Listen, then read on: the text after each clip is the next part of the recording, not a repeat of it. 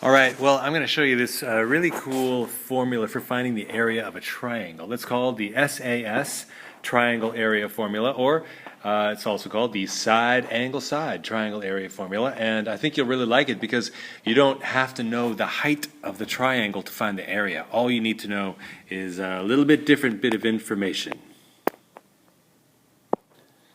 And after I show you that, I'm going to show you the proof.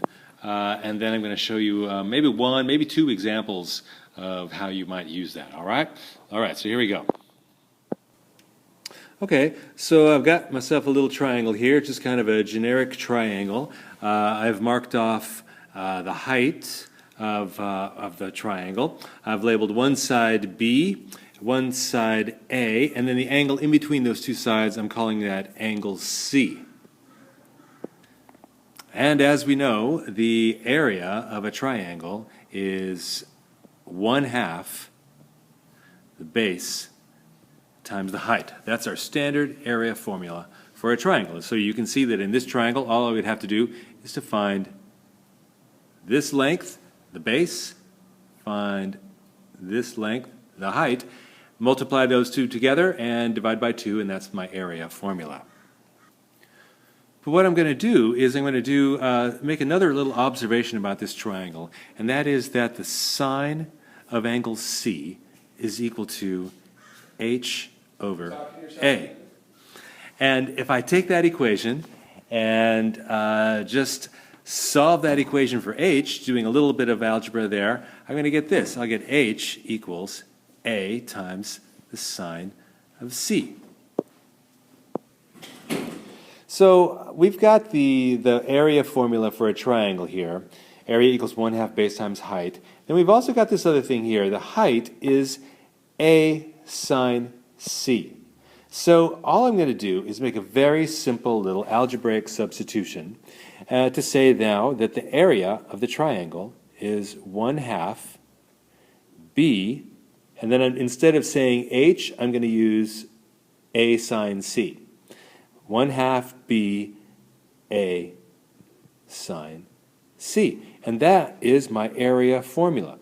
1/2 the product of any two sides, such as A and B, times the sine of the angle in between them.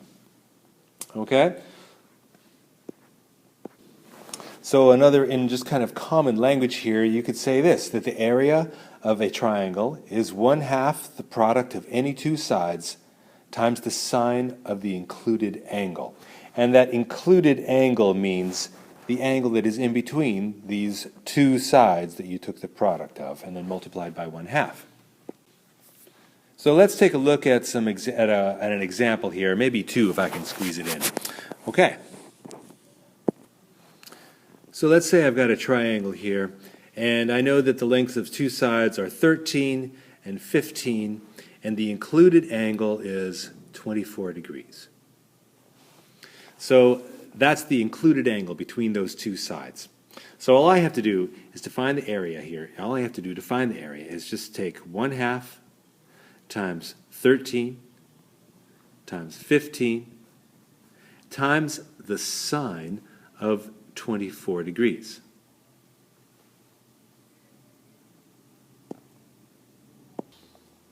And when I multiply all that stuff out using my calculator, I get an area of approximately 39.7 units squared.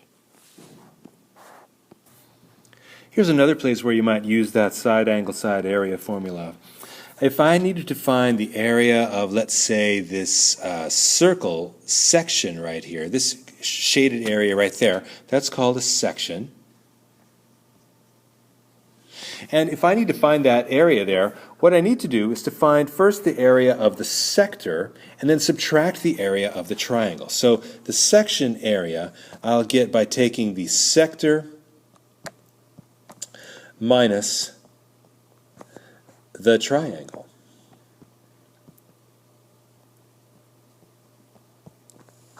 And as you might imagine here, finding the height of this triangle that I've got here inside the circle is a bit of a challenge. So our side angle side area formula comes in super handy to do this kind of a problem. So let's go ahead and use it here. I've got, my circle has a radius of 12, and let's just say that the angle that we've got there marked off, angle theta, let's just call it 2 pi thirds. So we'll use a radian angle measure this time. And it'll turn out that it doesn't make any difference. I can still find the area of that triangle exactly the same way.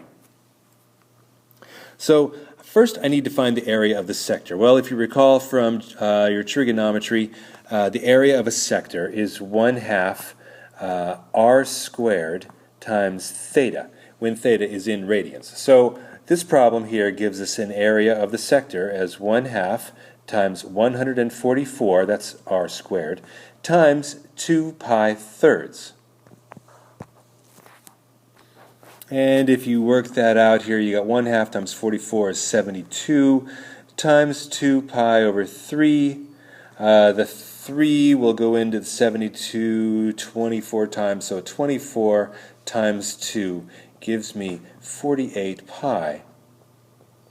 That's the area of the sector. Okay, so we'll make a little note of that over here. Sector, area of the sector equals 48 pi. Now the next thing I need to do is to find the area of this triangle here. That's the difference between the sector and the section, which is my ultimate goal here. So the area of the triangle, using our side angle side area formula, is just going to be, let's say the area here of the triangle, little triangle there, is going to be 1/2 the two sides, which is 12 and 12, so I'll just write them both, 12 times 12 times the sine of 2 pi thirds. Okay, so once again, I've got 1/2 times 12 squared, so that's still going to be 72. And then sine of 2 pi thirds, well, if you remember from a unit circle, sine of 2 pi thirds is root 3 over 2. So I'll just write that in there, root 3 over 2. And when I multiply that times 72, the 2 cancels out with the 72, 36. That just gives me 36 times the square root of 3. So that's the area of the triangle. So all I have to do now is subtract 48 pi minus the area of the triangle, 36 root 3. I'm going to use a calculator for that to get an approximation for that.